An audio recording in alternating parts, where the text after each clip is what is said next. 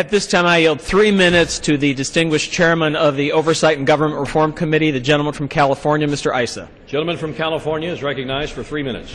That's unanimous consent to revise and extend. Without objection. Mr. Speaker, I'd like to be speaking for this bill, but I can't. In the 12 years, almost to the day, that I've served in this body, I've voted for every tax cut. Every tax cut.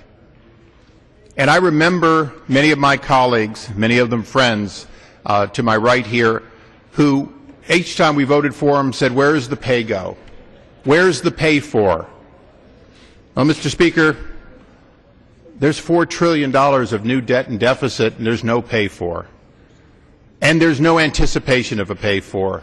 In the last night, or the last 2 days, of a Congress to say that 2 months from now a new Congress is going to do what we're not doing here today is not something I can bring myself to do.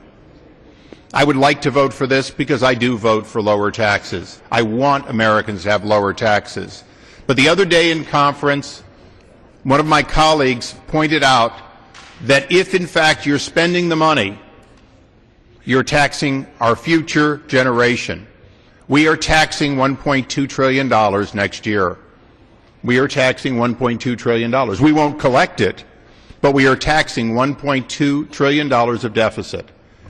The chairman of the committee, of the Ways and Means Committee, Mr. Camp, rightfully so said, we're also not simplifying the tax code. We're not making it better or fairer. We're not getting rid of the NASCAR loophole. We're not getting rid of the electric motor scooter low-speed loophole. We're not getting rid of a whole lot of tax things that are here.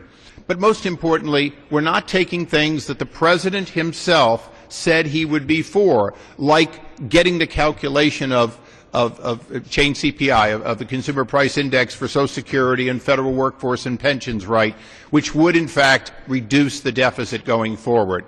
So because of what we're not doing, I cannot believe that this tax cut will in fact be followed with the spending cuts to offset any part of the $4 trillion we're putting on the backs of future generations. So I thank all of you who will vote for it. I cannot bring myself to vote for it tonight, and I yield back.